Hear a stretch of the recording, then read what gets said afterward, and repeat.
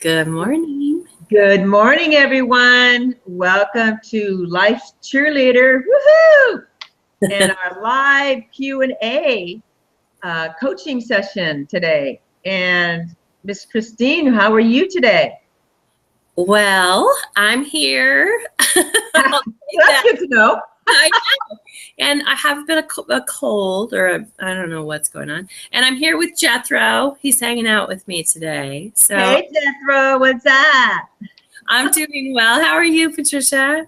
I'm doing very well, too. I actually just got back from a social wow factor cruise this last week, and it was awesome. Learned so many things. It was great, and I'm just happy to be here. I did also get a little sick. I think I just wore myself out with all the excitement, and so Friday, Saturday, Sunday, I was kind of down with that cold, but I'm back today. So if I sound a little sniffly, that's why. So you were a speaker on that cruise, weren't you? I was a speaker on that cruise, and as we were headed to Bermuda. So that was pretty fun, and there was a lot of people, and met lots of great people, and it was very positive cruise. Trust me. And I gave out a lot of pom poms. Yay! So it looks like we got some people coming on here. Excellent. How's everybody doing? Hello, hi. Gosh, it's been a long time since we've gotten together. So it's really nice to see you in person and get to have some of our members joining us again. I think it's been since the beginning of August. Yeah, we pretty much basically missed September. Lots of things going on. I was moving, you were moving, everything was moving. And I went to Ethiopia during that time. That's right. Yeah, lots of stuff. Lots of crazy things. So that's awesome. So hey, we are today, because this month of October at Life's Cheerleader, and also welcome everybody who's not a member of Life's Cheerleader site today. We've opened it up to other people today just to let others know what we do here at Life's Cheerleader. And so hopefully they will get an idea that we're so fabulous and they want to be part of it on a regular basis. We also have been talking about this month, facing your fears. Oh, yeah. So the first question I want to ask anybody is, if someone might put what their fears are down, maybe just put it in the little chat area. What kind of fear do you have? You want to put that down? Or I think it's a good question to start with, because fear itself is, well, it's funny. I have this quote. It's kind of cool. And it's by this Roman philosopher, Seneca. And he says, nothing is terrible in things except fear itself. And people have continued to echo him down to nothing is terrible in things except for fear itself. And people have continued to echo him down through the centuries, because it's nothing terrible except the word itself. Mm-hmm. It just panics everybody and controls everybody. Mm-hmm. And it's something that it's so hard for a lot of people to overcome. And Christine, give me a thought of what you think of the word fear. It's really interesting. Fears are different for everyone, right? Like while one person can be horribly afraid of doing public speaking, another person can get up there and get the whole audience to start singing. like I did. Like you did. So it's fear is really relative, and it's really subjective.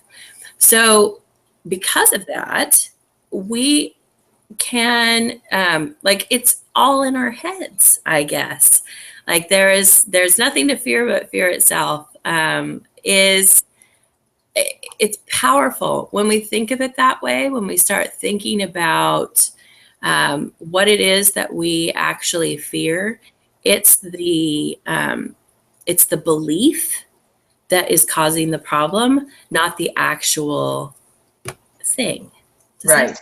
No, it sense? makes complete sense. In fact, example is like, even though I speak, I get nervous every time I go up to speak. And so what I've been trying to do lately is when I start feeling that, now there's some fear that's good. I mean, there's some fear that, it propels us. It kind of moves us. And actually I'm trying to turn that fear into energy. And so I can fuel it in a different way.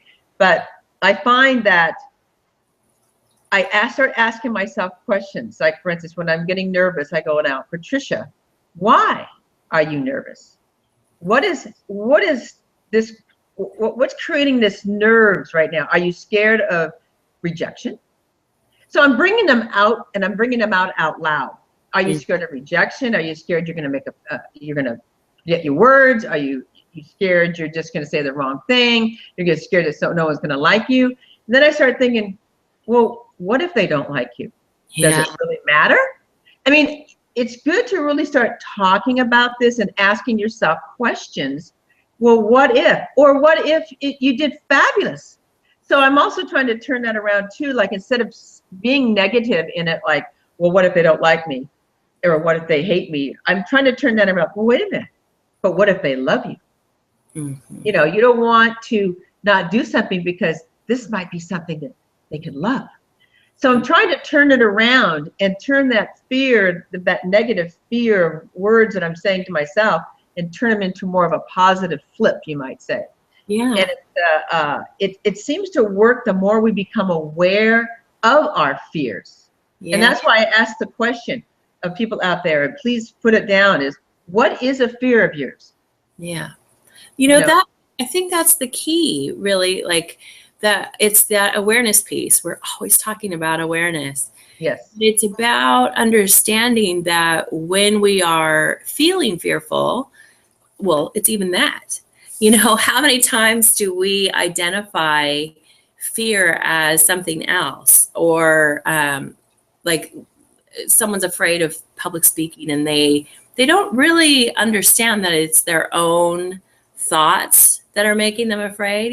They put it out, the audience is going to do this, going to do that. You can't know any of that. And so these fears in our head, these limiting beliefs that we have, those are the pieces that prevent us from moving forward. So it's becoming aware of, what is it that I'm really afraid of? What am I afraid of that's going to happen here? What do I think is going to happen? Right, and because it's in our imagination, like you said, we're conjuring up our own fears. Mm-hmm. Now, a lot of times it stems from something in the past. Like, for instance, I think that sometimes when you're a child, sometimes our adults or whatever, they say, oh, you should be seen and not heard, type of thing. So that kind of sticks in your mind, like, oh, I shouldn't say much, or I shouldn't talk as if I might be doing something wrong. So sometimes that sticks with us over the years.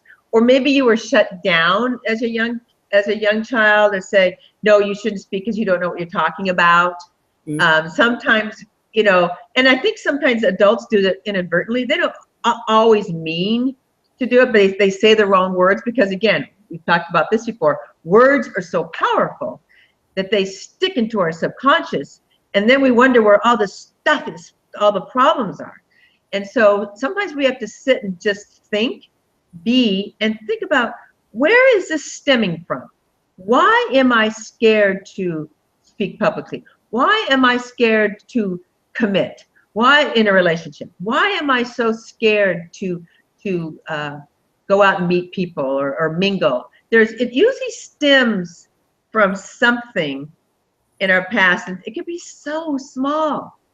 It's a funny thing. My father was a speaker, and he used to be in Toastmasters and all this kind of stuff, and he was a good speaker. But I'll never forget this one time he was on, I think it was TV, and I was young, and he wanted to speak, but the people wouldn't let him speak. He put this finger up, like he's like trying to get emotion, like, hey, I want to speak. And it was like nobody would let him speak. And I don't know why I keep remembering that, but it's like, wow, it's like he couldn't get attention, and and he was well known, and he still couldn't get people to listen to him. And I think sometimes at first I would get scared. It's like, well, if they didn't listen to my dad, why would they listen to me? And and so I tried to like remove that image, because sometimes we conjure up our own images of what is the problem within ourselves, and so we just really need to try and push through it. But I truly find that when we start thinking about them, being aware, like you said, and talking about them, it softens them, and we don't get as scared because we can actually start to move through them, knowing that, wow, I guess it's not going to beat me up and put a brick on me, throw a brick on my head, or if somebody doesn't like me, gosh, I'm still alive, and it's okay, you know. So, any other thoughts on that? That's really the way to dissolve the power of a fear, is when we become aware of it, and then we think about, okay, well, what's the worst that can happen? And if, you know, if they all laugh at me, or if I get rejected, I'll still be okay. And I think that's kind of the place that we have to come to, like knowing that we will still be okay, even if those great fears are realized and things happen that hurt us. Then we'll be hurt, but we will heal, and we will move on, and we'll try it again. And that's the way that fears lose their power, is when we look fear in the face and we say, I'm going to do it anyway. And, you know, that's truly the definition of courage and bravery. It's not that we're not afraid anymore. It's that we feel afraid, but we do it anyway. And we just kind of keep pushing through and say, you know, if that happens, I can be resilient. I can make it through. It'll be painful, but it's not going to kill me. And Right. And if it kills me, then I won't mind anymore.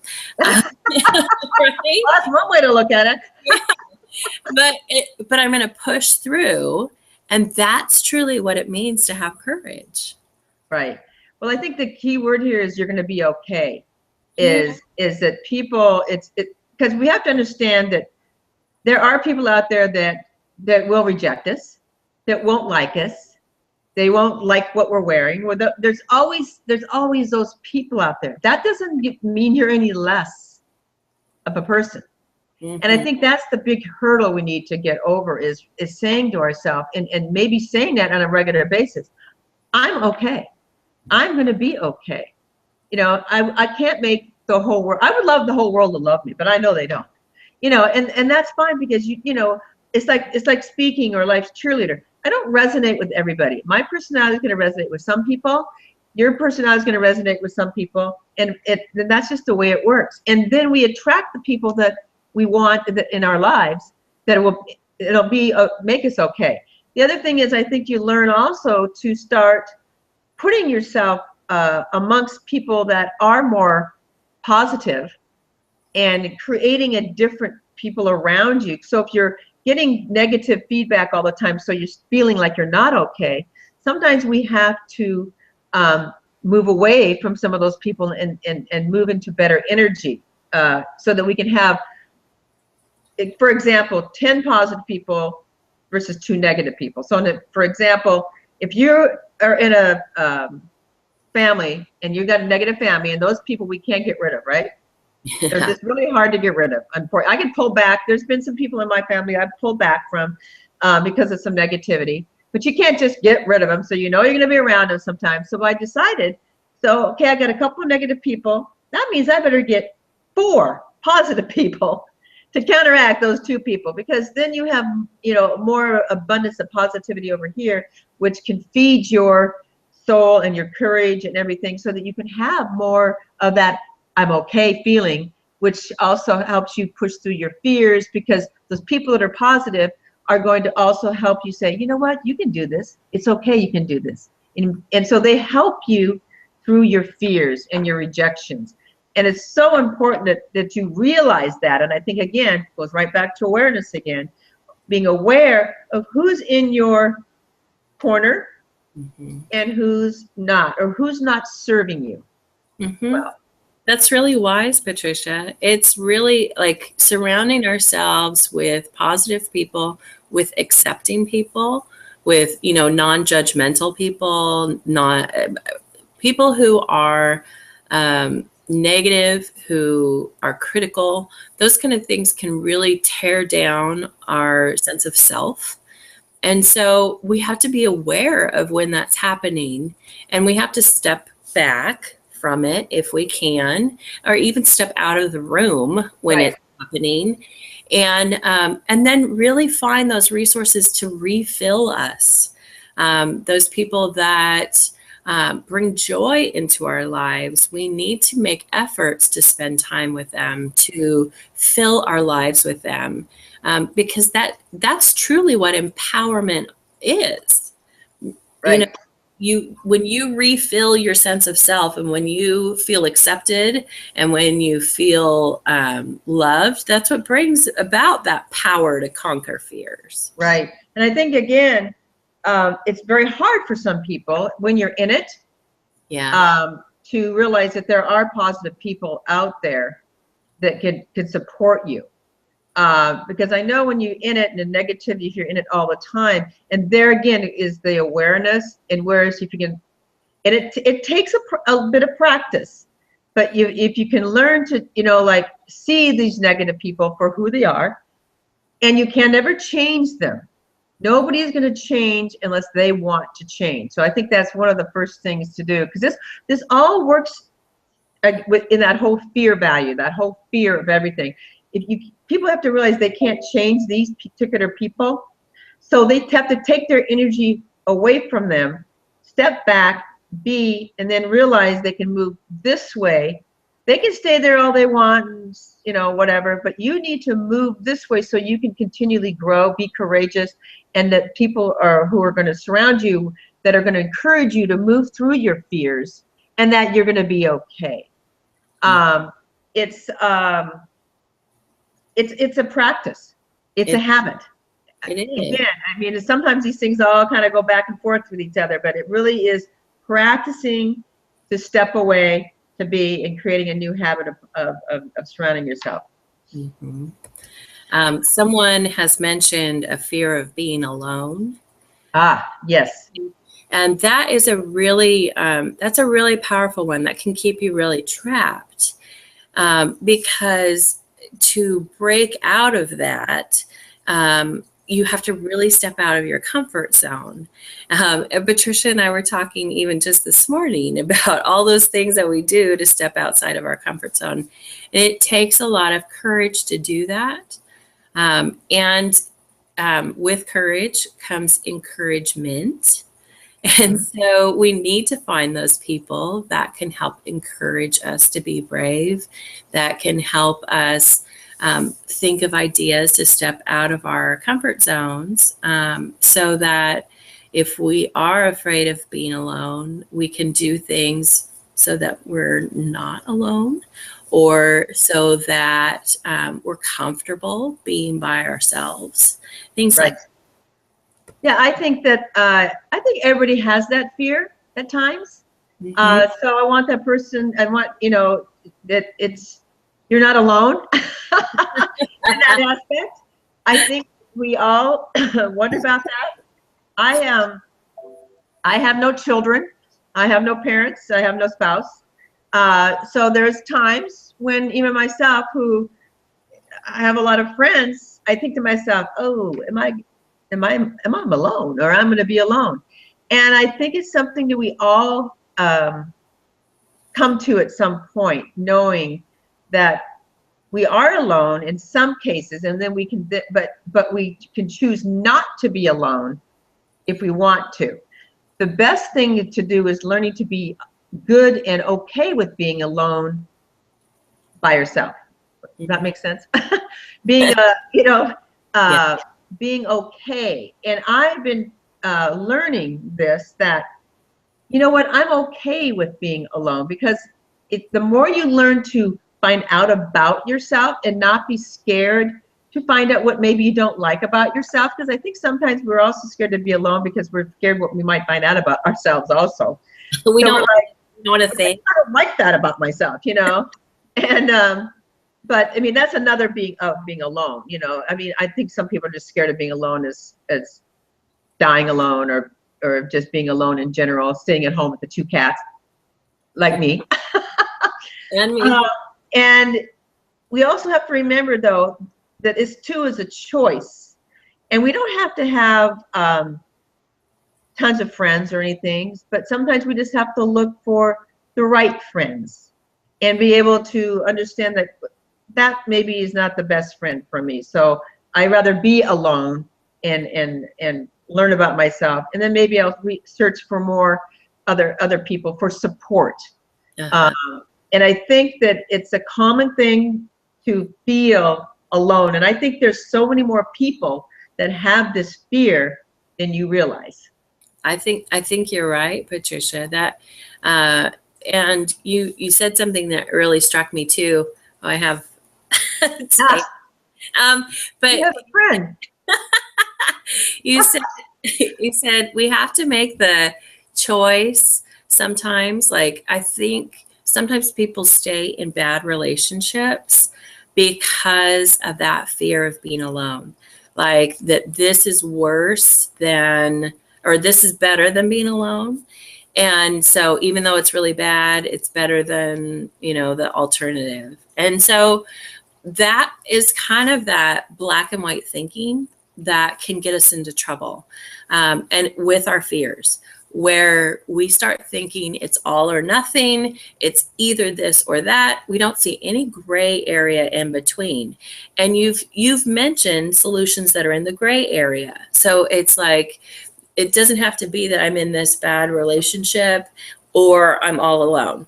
There's friends, there's other support systems in that gray area, in that middle, that that can help us as we learn that being alone doesn't have to be a bad thing, that we can enjoy spending time alone and be with other people when we want. Right. But that's the main thing about facing our fears. It's breaking that power of that all or nothing thinking, of that catastrophizing, where if I do this, the world is going to come to an end. All those kind of, that's how fear works. It gives Right. us black and whites. It gives us catastrophes. And so we have to work to change those thoughts. Absolutely. And you bring up relationships. You know, I was married for quite some time, and actually, I was more alone in that marriage than I am being single.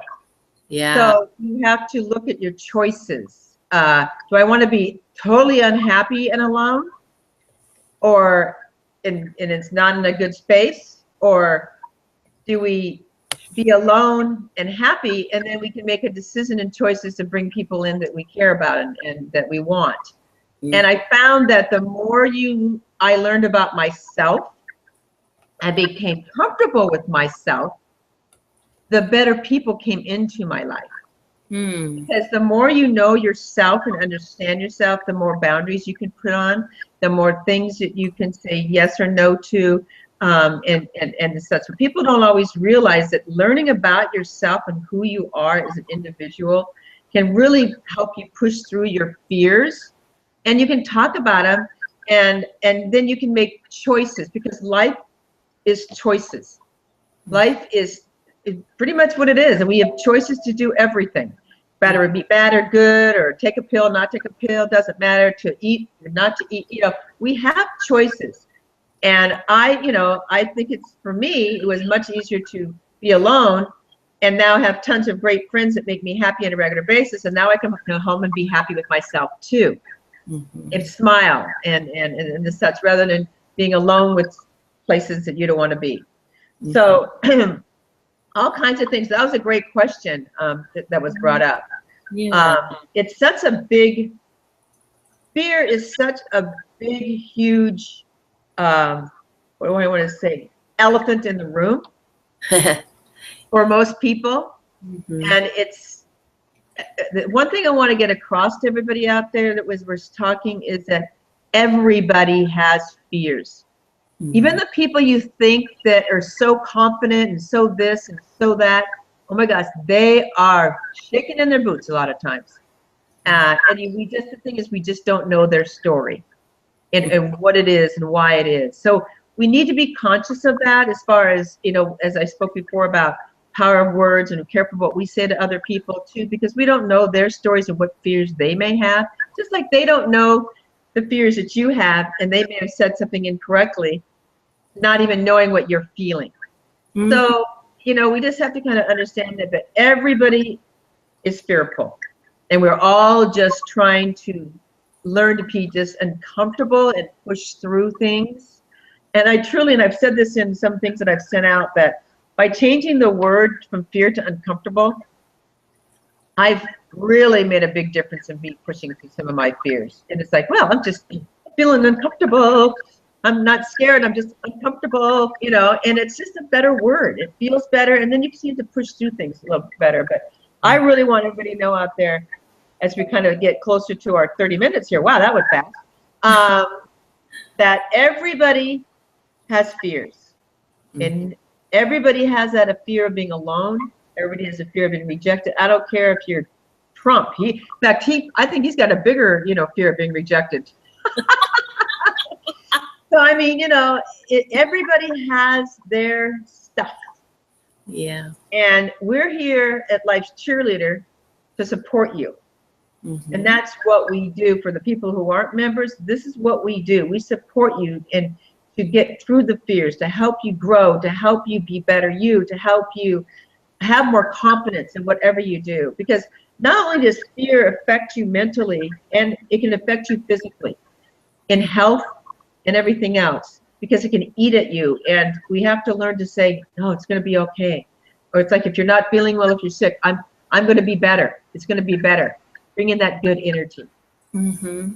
So do you have any kind of last minute things to kind of Well, I was thinking that with Life's Cheerleader, like I think it's a great support system. Like when I talked about, we need encouragement sometimes to feel our courage. We need other people there with us, even sometimes to help us see what those options are. You talked about, everything is a choice in our lives, but sometimes it's hard to even see what those choices could possibly be. And so, especially when fear has a grip on us.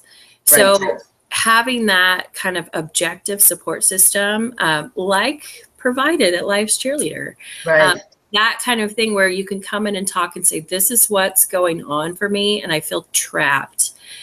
Just to have somebody say, well, you're not trapped. Here are 4 different options that I can see right away, and then to process that together, like that kind of opportunity for encouragement, coaching, and support.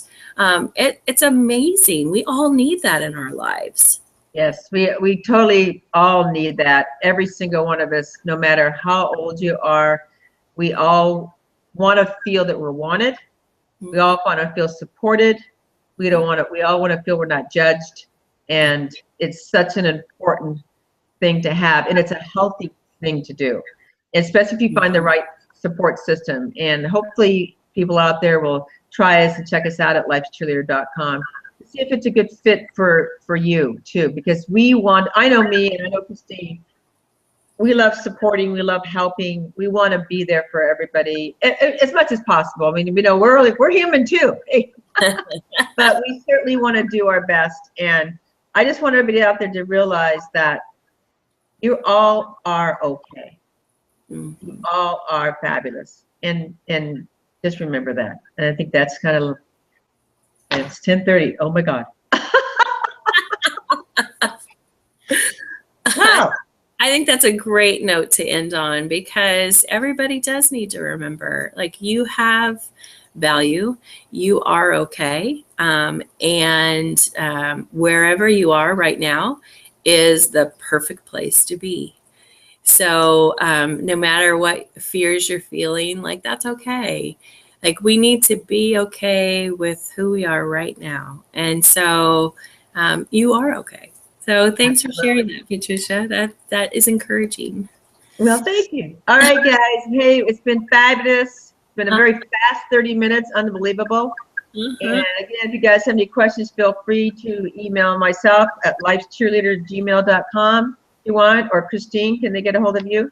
Yeah, sure. Christine at worthandwisdom.com is probably the best one. And if you're a Life Cheerleader member, come on into the pep chat and share your thoughts in our little pep chat area in the membership site. Sounds good, guys. Hey, have a great week, and we'll talk to you soon. Bye.